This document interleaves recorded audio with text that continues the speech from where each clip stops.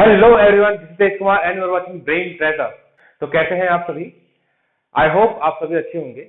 हम इस वीडियो में क्वेश्चन नंबर 21 चैप्टर लाइट को से स्टार्ट करने वाले हैं। क्वेश्चन नंबर 21 है, to determine the focal length of a concave mirror by forming image of a distance object, the screen should be placed.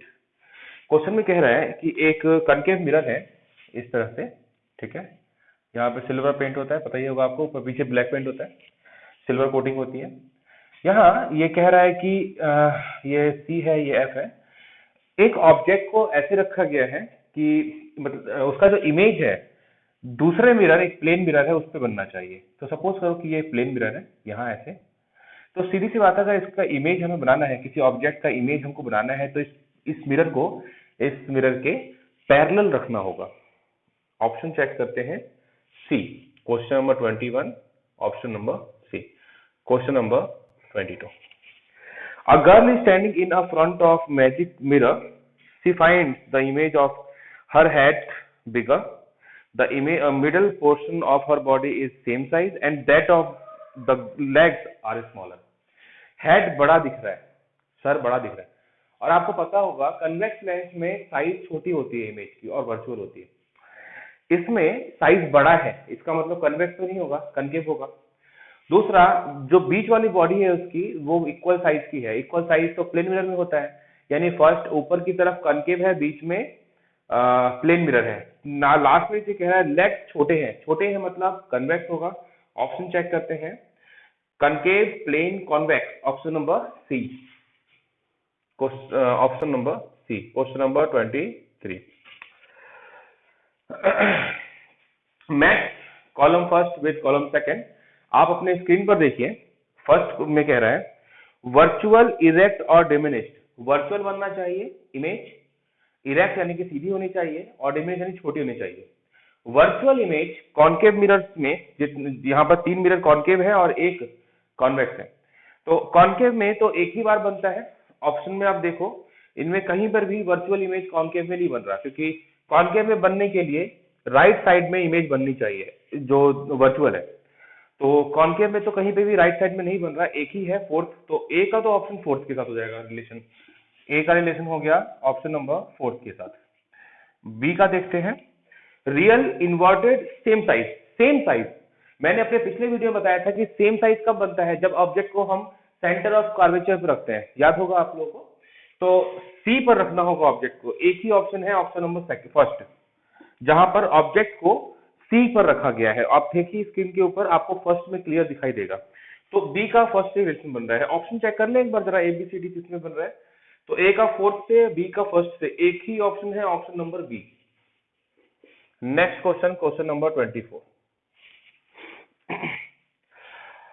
An object is placed 20 cm from the concave mirror of focal length 10 cm, then image is formed. Question समझना जरा। एक object को 20 centimetre concave mirror से दूर रखा गया है और फोकल लेंथ 10 सेंटीमीटर, और फोकल लेंथ 10 सेंटीमीटर है। समझना इस चीज को। ये कॉन्केव मिरर है, ये फोकस है, फोकस पॉइंट, फोकल डिस्टेंस है इसका 10 सेंटीमीटर। अगर फोकल डिस्टेंस का 10 सेंटीमीटर है तो इसका जो रेडियस होगा वो कितना हो जाएगा, 20, ठीक है।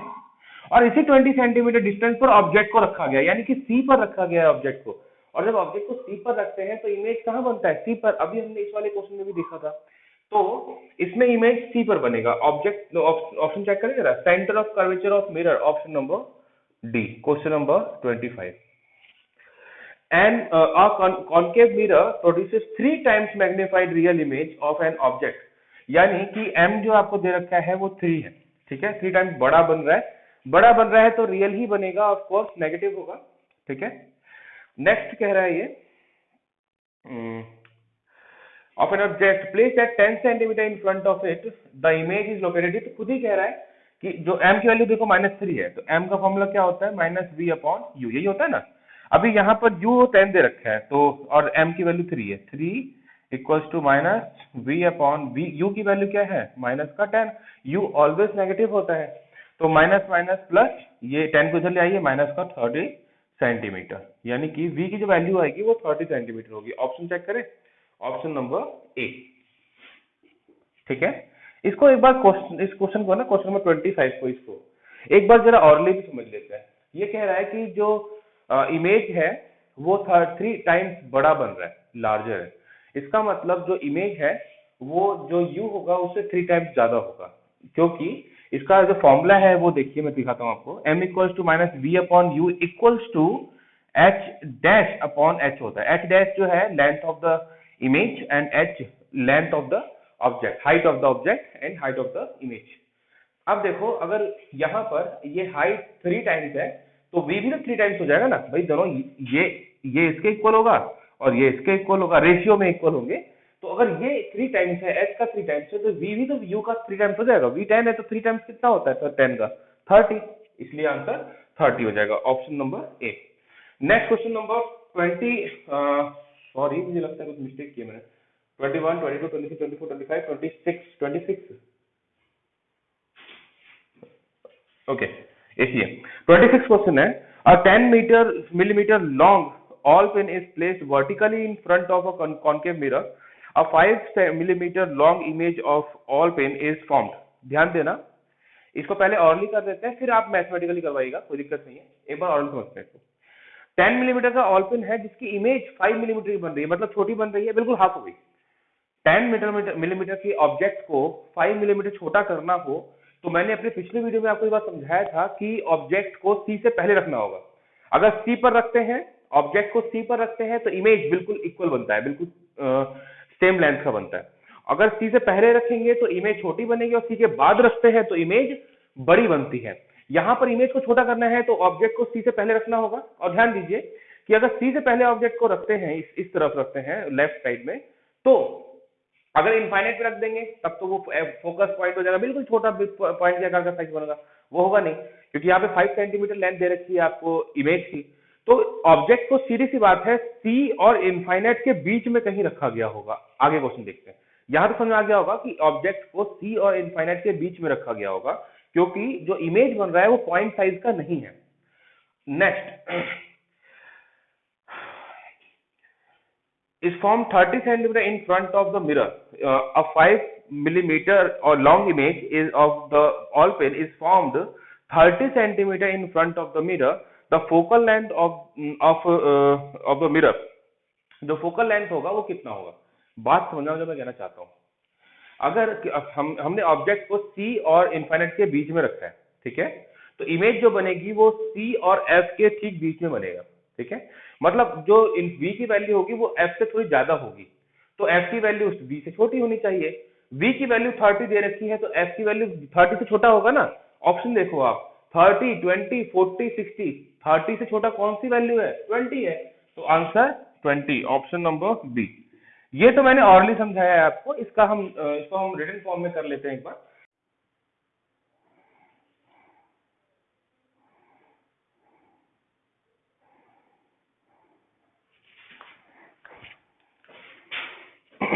क्वेश्चन नंबर 26 को हम न्यूमेरिकली भी कर लेते हैं एक बार।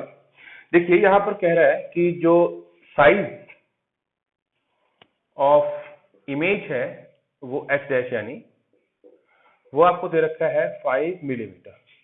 साइज ऑफ ऑब्जेक्ट यानी एच दे रखा है आपको 10 मिलीमीटर, यही है ना। अब हमें पता है m इक्वल्स टू क्या होता है? H dash upon h equals to v upon u. Image जो बन रही है वो रियल है।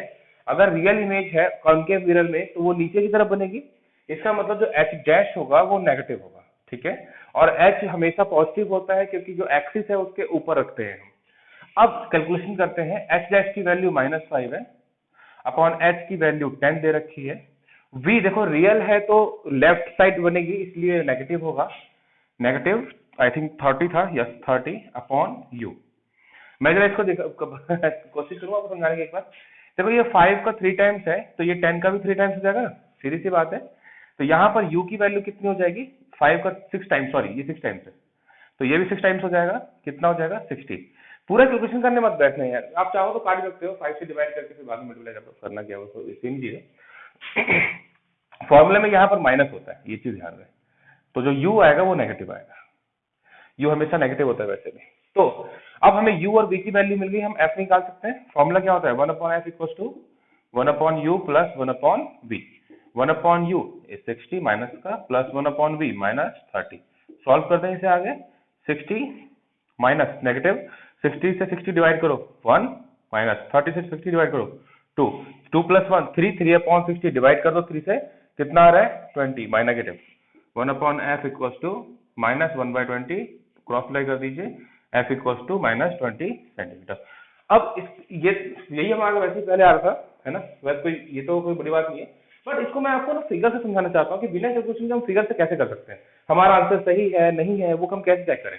तो उसके लिए देखिए ये जैसे कॉन्केव मिरर है, ठीक है, इसने क्वेश्चन में क्या कहा था, क्वेश्चन में इसने कहा था कि जो ऑब्जेक्ट है उससे इमेज छोटी बन रही है, तो इमेज को छोटी बनाने के लिए आपको ऑब्जेक्ट को सी से और इनफाइनाइट के बीच में रखना होगा। तो जो इमेज बनेगी, याद कीजिए, मैं ध्यान करो मैंने इसमें आपको समझा रखा है ये चीज, वो सी और एफ के बीच में बनेगी, ठीक है। अब इसने क्या कहा कि जो इमेज है वो ये जो डिस्टेंस है ये वाला, ये 30 सेंटीमीटर का है, ठीक है। अब वो कह रहे हैं तो एफ फाइंड करिए, तो एफ इस 30 से जो डिस्टेंस है मिरर और ये ऑब्जेक्ट इमेज का नाम मैं दे दूं, ए बी ऑब्जेक्ट हो गया और इमेज हो गया ए डैश बी डैश, इन्वर्टेड है ना तो उल्टा हो जाएगा। तो अभी ये देखो आप ए डैश बी डैश जो है वो उसका डिस्टेंस मिरर से 30 सेंटीमीटर पर है। अब एफ तो उससे पहले है ना, तो जो डिस्टेंस फोकस का होगा वो कम होगा, इसीलिए मैंने ऑप्शन में कहा था कि जो वैल्यू एफ की होगी वो 30 से कम होगी, और ऑप्शन में केवल एक ही ऑप्शन है 20 जो कि 30 से छोटा है, इसीलिए मैंने डैश 20 को राइट किया था, ठीक है। नेक्स्ट चलते हैं। अच्छा एक चीज और, अगर आपको कोई डाउट है कि सर हमने सॉल्व किया है, ये सही है आंसर नहीं है, तो आप फिगर बना के चेक कर सकते हैं कि ये सही है या नहीं है। करना कुछ नहीं है, जैसे v और u आपके पास है सपोज करिए, तो पहले v और u को आप मतलब आपको सिर्फ ऐसे ही मेजर नहीं करना है, बस ऑर्डली कर लेना है रफ में। अब आप देखो ये जो डिस्टेंस होगा 60 होना चाहिए, ये 60 होना चाहिए, ये जो डिस्टेंस है 30 होना चाहिए। अब जो f हमारा निकल के आया है वो 20 है, तो ये 30 से छोटा होगा तभी तो f हमारा सही वैल्यू मिलेगी ना, तो 30 से छोटा आ रहा है, इसका मतलब कि जो हमारा जो वैल्यू आ रही है वो बिल्कुल करेक्ट है। इस तरह से हम चेक भी कर सकते हैं फिगर बना करके। नेक्स्ट क्वेश्चन देखते हैं, question number 27। A convex mirror of focal length f produces an image of 1/9 of the size of the object। यानी यहाँ पर जो m की वैल्यू दे रखी है वो 1/9 है, ठीक है। अब हमें फॉर्मूला पता है 1/9 equals to minus v upon u होगा, ठीक है। आगे बढ़ते हैं।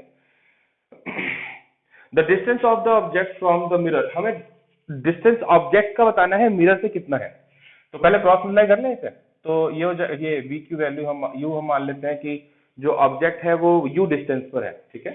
तो v इक्वल्स टू क्या हो जाएगा, v इक्वल्स टू, हमें u निकालना है, एक काम करो u निकालो, u को इधर शिफ्ट कर दो, u इक्वल्स टू ये हो जाएगा आपका v इंटू n, vn, तो u इक्वल्स टू vn मिल गया। अब हम फॉर्मूला में रख सकते हैं ना, फॉर्मूला क्या है 1 upon f equals to 1 upon v plus 1 upon u, 1 upon f equals to 1 upon v plus u की जगह पर vn लिख सकते हैं, तो 1 अपॉन vn। सॉल्व करें इसे, 1 अपॉन f इक्वल्स टू, इन दोनों का एलसीएम ले लीजिए, तो vn ही एलसीएम आएगा, प्रोडक्ट होता है, प्रोडक्ट की जरूरत नहीं है, v दोनों में कॉमन है तो एक बार लिख लीजिए और जो कॉमन नहीं है उसको एक बार लिख लीजिए। अब v से भी डिवाइड करो क्या आएगा n, vn से vn डिवाइड करो क्या बचेगा 1, क्रॉस एक काम करो क्रॉस मल्टीप्लाई मत करो, इसे ठीक उल्टा कर दो, तो f ऊपर हो जाएगा vn ऊपर हो जाएगा n प्लस 1 नीचे हो जाएगा, तो ये हो जाएगा f equals to vn upon n plus 1, ये हो गया। हमें तो v निकालना है ना, तभी तो हम v की वैल्यू पुट करेंगे तो u मिलेगा। तो अब n को उधर शिफ्ट कर दीजिए और ये वाले n प्लस 1 को इधर शिफ्ट कर दीजिए और n को इधर, तो v equals to f into n plus 1 whole upon n हो गया। v की वैल्यू इसमें पुट करो और सॉल्व कर लो, तो u इक्वल्स टू क्या था v इंटू n, v की वैल्यू क्या है यहाँ पर f into n plus 1 whole upon n into n, n से n कैंसिल, क्या बच गया f इंटू n प्लस 1, ये u की वैल्यू हो गई, ठीक है। ऑप्शन चेक करें, ऑप्शन है इसका ऑप्शन है option number B, option number B, n plus 1 into f, n plus 1 into f, option number B. Next question, question number 28 पर चलते हैं। Magnification produced by a rear view mirror fitted in vehicle. Vehicle में जो rear view लगता है वो concave mirror होता है, पिछले वीडियो में समझाया था मैंने। और कॉनकेव मिरर में जो इमेज बनती है वो छोटी बनती है उस मिरर के अंदर। इमेज छोटी बन रही है, ठीक है, और ऑब्जेक्ट बड़ा है। इसका मतलब जो m की वैल्यू होगी, देखो फॉर्मूला क्या होता है, m equals to v upon u होता है ना। v छोटा है, u बड़ा है, न्यूमरेटर छोटा है, डिनोमिनेटर बड़ा है, तो m की जो वैल्यू आएगी वो 1 से छोटी आएगी, समझना।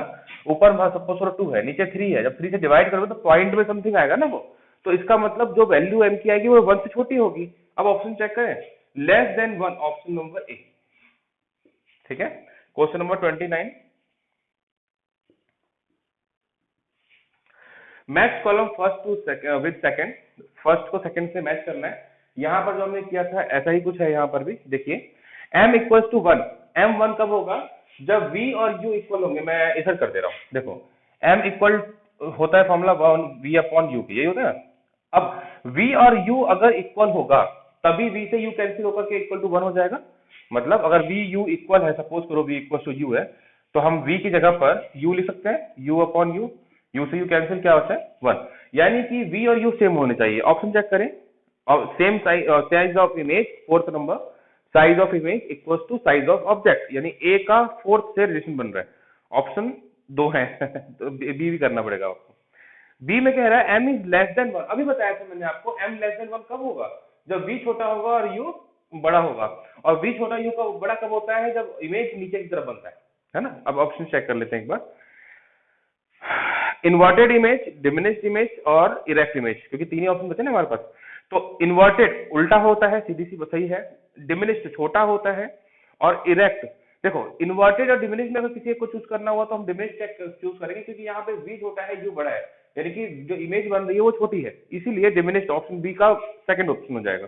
तो बी का सेकंड, फर्स्ट का फोर्थ, बी का सेकंड, ऑप्शन नंबर ए, ऑप्शन नंबर ए।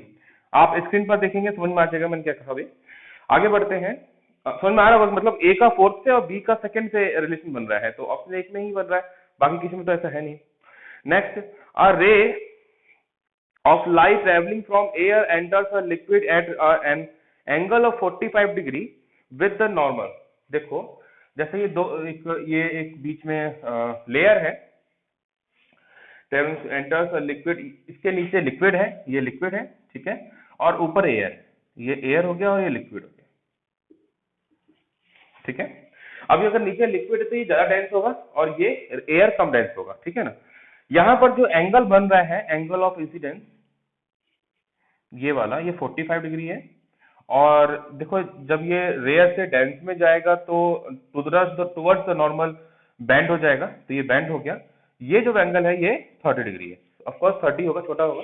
अब ये पूछ रहा है कि the refractive index, refractive index क्या होगा, हमें फॉर्मूला पता है क्या होता है रिफ्रैक्टिव इंडेक्स का, एयर टू क्या है लिक्विड, साइन आई की जगह पे 45 डिग्री अपॉन साइन आर की जगह पर क्या आ जाएगा 30 डिग्री। आई मतलब इंसिडेंट एंगल और साइन आर मतलब होता है रिफ्लेक्टेड एंगल, तो एंगल ऑफ रिफ्लेक्शन और एंगल ऑफ इंसिडेंस। तो साइन 45 की वैल्यू क्या होती है 1/√2 और साइन 30 की वैल्यू 1/2, 2 को ऊपर शिफ्ट कर दो तो ये हो जाएगा 2/√2। देखो 2 को हम लिख सकते हैं ना √2 इंटू √2 होल अपॉन √2, √2 से √2 कैंसिल, क्या बच गया √2। √2 की जो मैथमेटिकल वैल्यू यानी कि पॉइंट्स में जो डेसिमल वैल्यू होती है वो होती है 1.41, यानी जो रिफ्रैक्टिव इंडेक्स है वो कितना आ रहा है 1.41। ऑप्शन चेक करें, option number B, option number. Okay, question number 31 देखते हैं।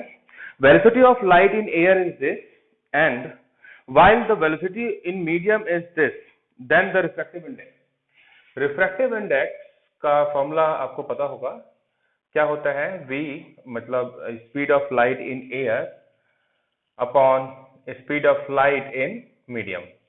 आप इस रिफ्रैक्टिव इंडेक्स को म्यू से भी डिनोट कर सकते हैं, इसे इस तरह से डिनोट किया जाता है।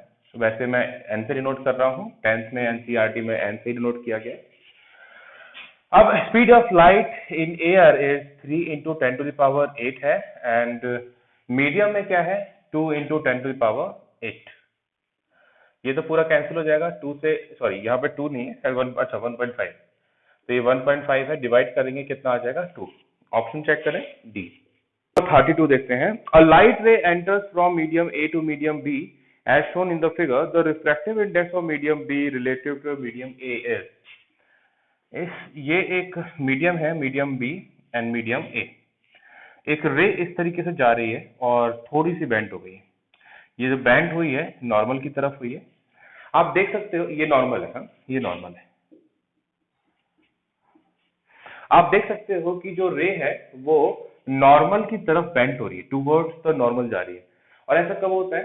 When ray goes to rare to dense medium. It means कि ये मीडियम जो है, medium A is rare and medium B is dense. अब क्वेश्चन देखते हैं क्या कह रहे हैं। रिलेटिव डेंसिटी इसकी क्या होगी? डेंसिटी यानी कि एन, आप समझो v यानी कि speed of light in air upon speed of light in medium, ये होता है ना। फिलहाल यहाँ पर डेंस और रेयर है, तो ऊपर की तरफ जो होता है वो रेयर होता है और नीचे की तरफ होता है जो वो डेंस होता है। रेयर में स्पीड ज्यादा होगी, डेंस में कम होगी। तो कभी भी जो रिफ्रैक्टिव इंडेक्स होता है वो अगर रेयर से डेंस में जा रहा है तो वैल्यू उसकी 1 से कम होगी, सॉरी 1 से ज्यादा होगी, क्योंकि यहाँ पर v की वैल्यू ज्यादा है। मतलब speed of light in rear is greater than speed of light in denser medium. vr is greater than v dense, ठीक है। और इसीलिए अगर न्यूमरेटर बड़ा है, डिनोमिनेटर छोटा है, तो जो इंडेक्स की वैल्यू होगी, रिफ्रैक्टिव इंडेक्स की वैल्यू, वो 1 से ज्यादा होगी। ऑप्शन चेक करें, option number A. Question number 33। No reflection of light occurs in if the ray of light hits boundary of interface of medium at angle 90 degree. Suppose कीजिए कि ये एक मीडियम है, कुछ भी डेंस वगैरह कुछ भी आप मान लीजिए, और ये रेयर है, उसे कोई फर्क नहीं पड़ता। उसने बस इतना बताया है कि जो लाइट आ रही है वो नॉर्मल के को कंसाइड कर रही है, मतलब ठीक नॉर्मल के ऊपर है, इस तरह से। सिंस नॉर्मल के ऊपर है तो जो इंसिडेंट रे यानी कि इंसिडेंट एंगल होगा, एंगल ऑफ इंसिडेंस, वो कितना हो जाएगा 0, और एंगल ऑफ रिफ्लेक्शन भी कितना हो जाएगा 0। और हमें पता है value sine i upon sine r equal to क्या होता है? कांस्टेंट। इसकी वैल्यू साइन 0 की वैल्यू क्या होगी? 0 रखने पर 0 हो जाएगी, यानी यहाँ पर कुछ भी रिफ्लेक्शन नहीं होगा। इट मीन्स कि no reflection. Option number check करें, ये ट्रू कह रहा है ना, option number A. Question number 34। ये कह रहा था कि भाई रिफ्लेक्शन नहीं होगा, तो यस सही है, ट्रू है, क्योंकि 0 डिग्री पर कोई भी यहाँ पर वैल्यू नहीं मिलेगी, 0 ही मिलेगा रिफ्लेक्शन। आप यहाँ एन भी लिख सकते हैं, है ना। Speed of light in vacuum is this, the speed of light in glass will be. देखो स्पीड ऑफ लाइट फॉर्मूला हमें पता है क्या होता है, refractive equals to speed of light in air, speed of light in glass, ठीक है। Refractive index a to g क्या दे रखा है आपको? 1.5। ये आपको 1.5 दिया हुआ है, और ये आपको दिया 3 × 10⁸ अपॉन वीजी निकालना है। सीधे से डिवाइड कर दे रहा हूं मैं 2, वीजी इधर ले आइए, मतलब velocity of light in glass equals to 2 × 10⁸ metre पर सेकेंड। ऑप्शन चेक करें। बी और डी देखो आप, 2 दे रखा है और 10 की पावर केवल चेंज कर रखी है, 6 एंड 8। और देखो 6 भी देखने में बिल्कुल 8 की तरह लग रहा है, बहुत छोटा सा है ना। तो फिलहाल यहाँ पे ऑप्शन डी होगा। बहुत केयरफुली इसमें रहना, ठीक है ना, तो क्या पता सब कुछ सॉल्यूशन वगैरह सब कुछ ठीक किया और ऑप्शन गलत टिक करके आ गए। नहीं, ऐसा हो जाता है, कोई बड़ी बात नहीं, ऐसा हो जाता है कई बार। खैर, refractive index of glass with respect to air is 3.2 sorry, then the refractive index of air with respect to glass will be। यहां पर क्वेश्चन में कह रहा है कि refractive index of glass with respect to air, मतलब air के respect में जो ग्लास की जो रिफ्रैक्टिव इंडेक्स है वो 3/2 है। तो इसका उल्टा क्या होगा? इसका उल्टा 3/2 का उल्टा कर दो, 2/3 हो जाएगा। कितना हो जाएगा? Option 2/3, option number C. Next question number 36। आपको एक बॉक्स दिया हुआ है इस टाइप का, ठीक है। एक रे इधर से जा रही है और इधर से जा रही है, इसका नाम ए एंड बी रखा है, शायद यह सही है। और ये रिफ्रैक्शन होने के बाद किसी पॉइंट सी से इस तरह से निकल रही है, ठीक है, एंड डी से, ए वाली सी से निकल रही है और बी वाली डी से। तो ये पूछ रहा है क्वेश्चन में कि which of the following could be inside the box, box के अंदर क्या हो सकता है। आप देखोगे फिगर को, आप उसमें, मेरा तो सर टेढ़ा मेढ़ा बना हुआ है, थोड़ा सा आप उसमें स्क्रीन पे देखोगे तो यहाँ ये जो रे ऑफ इंसिडेंस है, सॉरी इंसिडेंट रे है, वो रिफ्लेक्टेड रे के पैरेलल है, अगर आप बहुत देख पा रहे होगे तो। इसी तरह से बी और डी में देखें तो रिफ्लेक्टेड रे इमर्जेंट रे के पैरेलल है। यहाँ पर ये इमर्जेंट रे मुझसे निकल गया था। तो इमर्जेंट रे और अगर इंसिडेंट रे दोनों पैरेलल होते हैं, ऐसा कंडीशन कब होता है? ऐसा दो ही कंडीशन होता है। पहला, जब रे स्लैब के थ्रू पास हो रही हो, एक तो ये। दूसरा, जब दो इक्वल एंगल वाले प्रिज्म एक दूसरे के उल्टे रखे गए हों, ऐसे, तब ऐसा होता है। मैं दिखा देता हूँ, ये इस टाइप से, ऐसे ये गई लाइट, ये ऐसे, फिर ये ऐसे, फिर ये ऐसे और ये ऐसे, इधर पैरेलल हो गए। हाँ, angle of prism should be equal, है ना। तो यहां पर तो भी एक ही चीज होनी चाहिए। ऑप्शन चेक करें। प्रिज्म एक तो ये दे रखा है ग्लास स्लैब, एक ही प्रिज्म से तो होगा नहीं ना, दो प्रिज्म चाहिए होते हैं एक के लिए, तो ऐसे तो 2 and 2 4 होने चाहिए, तो वो है नहीं। तो ऑप्शन चेक करें। ऑप्शन हो गया आपका A, glass. Option number A, glass. Question number 37। If a ray of light passes through from denser to rare medium, मतलब डेंस से रेयर में जा रहा है, ठीक है। डेंस से रेयर में जाएगा तो away from the normal bend हो जाएगा। The angle of refraction will be lesser than the angle of incidence. Angle of refraction, जरा इसको बनाकर देखें एंगल एक बार। ये चलिए यहां बना देते हैं। ये सपोज करो कि एक ये डेंस मीडियम है और ये रेयर मीडियम है, ठीक है। अब इसने क्या कहा कि डेंस से रेयर में जा रही है, तो सपोज करो ये लाइट जा रही है, ये ऐसे ये, ठीक है। अब क्या होगा, ये अवे फ्रॉम द नॉर्मल ऐसे मुड़ जाएगी, तो ये एंगल सीधी सी बात छोटा होगा, यानी एंगल ऑफ इंसिडेंस छोटा होगा और एंगल ऑफ रिफ्लेक्शन बड़ा होगा। ऑप्शन चेक करें क्या कह रहा है। Angle of reflection is will be lesser, yes. Angle of refraction नहीं, एंगल ऑफ रिफ्लेक्शन तो बड़ा होगा, छोटा थोड़ा ना होगा। क्वेश्चन में कह रहा है कि एंगल ऑफ रिफ्लेक्शन लेस होगा, छोटा होगा, ऐसा नहीं है, तो बड़ा होना चाहिए। तो ऑप्शन अगर देखें तो ये फॉल्स कह रहा है, option number B. Question number 38। Light ray is incident normally on the boundary surface of two media. Light ray is incident normally, perpendicular जा रही, normally जा रही है, जैसे यहाँ इस वाले में गई थी normally, बिल्कुल वैसे। Then the angle of reflection will be 0. मैंने बताया ना यहाँ पे देखो एंगल ऑफ रिफ्लेक्शन कितना था, 0 था। तो ऑप्शन नंबर ए हो जाएगा। Question number 39। You are given water, mustard oil, glycerin, kerosene. In which of these media or ray of light incident obliquely at same angle would bend the most? Question में कह रहा है कि 4 आपको medium दी गए हैं, water, mustard oil, glycerine and kerosene. इन चारों में सबसे ज्यादा बैंड कब होगा, जो रे होती है ना, वो बैंड कब होगी। तो जितना ज्यादा डेंस मीडियम होगा उतना ज्यादा बैंड होना चाहिए। ओके, फिलहाल हमें यहाँ रिफ्रैक्टिव इंडेक्स नहीं दिया हुआ है। अगर आप नेचर में देखो, फील कर सकते हो, तो आप देखोगे कि जो वाटर है उससे ज्यादा केरोसिन डेंस होता है, और केरोसिन से ज्यादा और मस्टर्ड ऑयल भी, अच्छा, और मस्टर्ड ऑयल, और फिर मस्टर्ड ऑयल से भी ज्यादा ग्लिसरीन डेंस होता है। अभी आप फील कर सकते हो, बाकी रिफ्रैक्टिव इंडेक्स अगर आपको याद है तो अलग बात है। तो यहाँ पे ग्लिसरीन बहुत ज्यादा डेंस है, बहुत ज्यादा डेंस है, इसको सबसे ज्यादा बैंड भी ग्लिसरीन ही करेगा। Option number D. Next question number 40.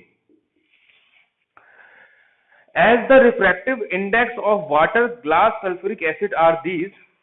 सबसे ज्यादा इसमें किसका है, ग्लास का, और सबसे कम किसका है, वाटर का। Hence, light travels slowest in sulfuric acid. देखो मैंने कहा ना अभी कि जितना ज्यादा रिफ्रैक्टिव इंडेक्स होगा उतना ही ज्यादा डेंस होगा, और कोई ऑब्जेक्ट जितना ज्यादा डेंस होता है उतना ही लाइट जो है वो स्लो चलती है, लाइट वहां पर स्पीड स्लो आती है। भाई आप भीड़ भाड़ वाली जगह पर थोड़ी ना तेज भाग सकते हो, वहां स्लो भागोगे, बिल्कुल वैसे ज्यादा डेंस होगा तो लाइट की स्पीड स्लो हो जाती है। ऑप्शन चेक करें। यहाँ पे कह रहा है लाइट ट्रैवल्स स्लोएस्ट, स्लोएस्ट किसमें होगा, जो ज्यादा डेंस होगा। डेंस कौन सा है, ग्लास है। अगर ग्लास डेंस है तो स्लोएस्ट भी तो ग्लास के अंदर होगा, और ये कह रहा है कि सल्फ्यूरिक एसिड में है, इट मींस कि रॉन्ग कह रहा है, ऑप्शन नंबर बी फॉल्स। ठीक है।